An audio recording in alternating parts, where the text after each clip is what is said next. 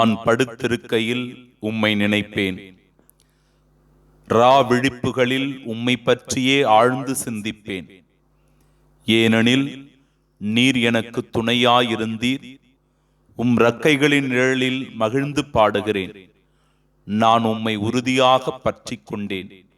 உமது வலக்கை என்னை இருக்க பிடித்துள்ளது. திருப்பாடல்கள் 63 6-8 வரை.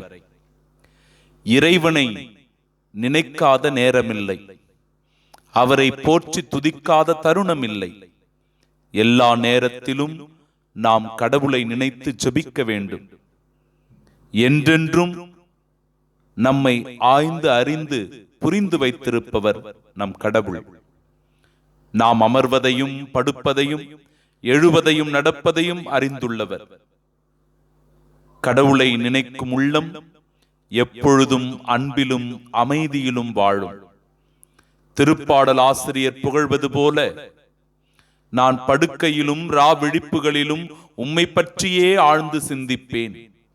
கடவுளே நமக்கு துணையாயிருக்கிறார். வயதான காலத்தில் எனக்கு துணையாக யாருமில்லை என்று கவலைப்படுகிறாயா?